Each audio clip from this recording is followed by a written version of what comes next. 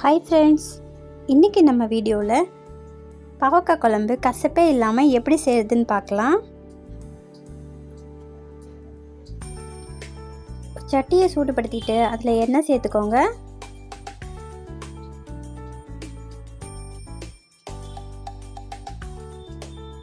எண்ணெய் சூடானதுக்கப்புறமா நான் இன்றைக்கி 200 கிராம் பாவக்காய் சேர்த்துருக்கேன். இந்த மாதிரி ரவுண்டாக கட் பண்ணி உள்ளே சேர்த்துருக்கேன்.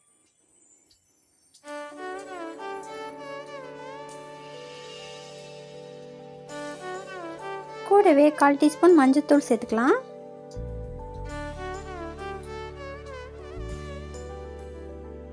அரை ஸ்பூன் உப்பு சேர்த்துக்கலாம்.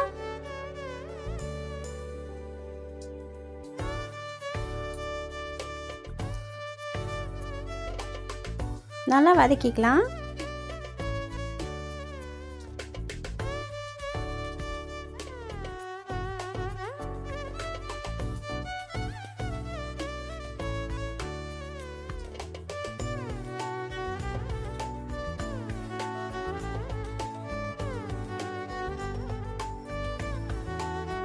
பாவக்காய் இந்த அளவுக்கு வதங்கினா போதும். இப்போ ஒரு பிளேட்டுக்கு இதை மாற்றிக்கலாம்.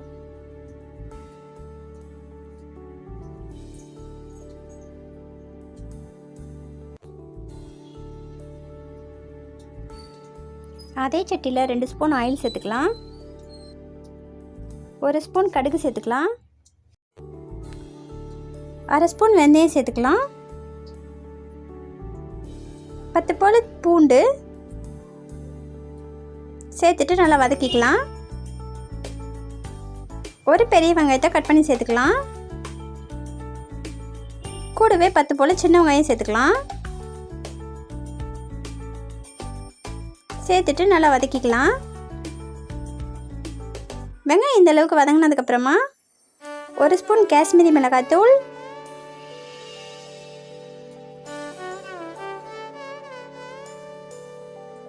2 ஸ்பூன் குழம்பு மிளகாய்த்தூள் சேர்த்துக்கலாம். நீங்கள் உங்களோட காரத்துக்கு தகுந்த மாதிரி மிளகாய்த்தூள் சேர்த்துக்கோங்க.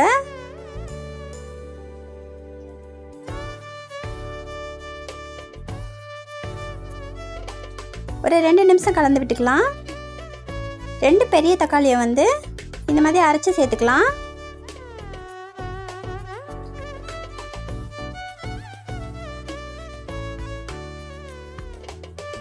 தக்காளி பச்சை வாசனை போகிற வரைக்கும் நல்லா வதக்கிக்கலாம். இப்போ வதக்கி வச்சிருக்கிற பாவக்காய் உள்ள சேர்த்துடலாம்.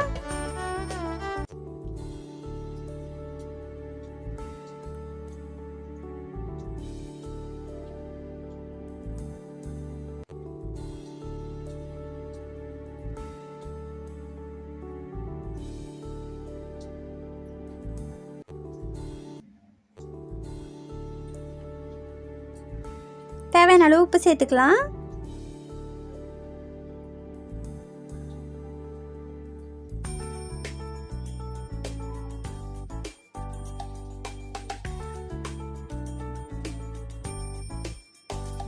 இந்த ஸ்டேஜில் ஒரு லெமன் சைஸ் புளியை கரைச்சி உள்ளே சேர்த்துக்கலாம்.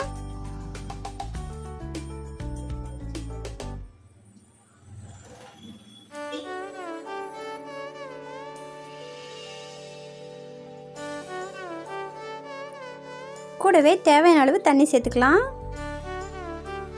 ஒரு 5 நிமிஷத்துக்கு மூடி போட்டு நல்லா கொதிக்க விட்டுடலாம். குழம்பு நல்லா திக்காகி நல்லா கொதிச்சு வந்திருக்கு. பாவக்காயும் நல்லா வெந்துருச்சு.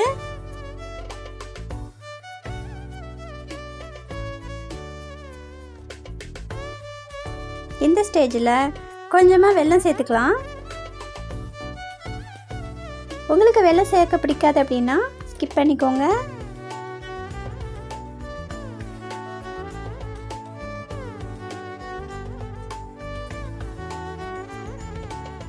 மேலே கொஞ்சமாக கருவேப்பிலை தூவி இறக்கிடலாம்.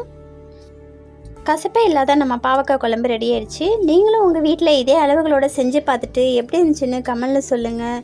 நம்ம சேனலை சப்ஸ்கிரைப் பண்ணிக்கோங்க. கூடவே பெல் ஐக்கானையும் கிளிக் பண்ணிக்கோங்க. அப்போ தான் நான் போடுற வீடியோஸ் எல்லாமே உங்கள் மொபைலுக்கு உடனே வரும். நெக்ஸ்ட்டு வேறு ஒரு ரெசிபியோட உங்களை மீட் பண்ணுறேன். Bye friends.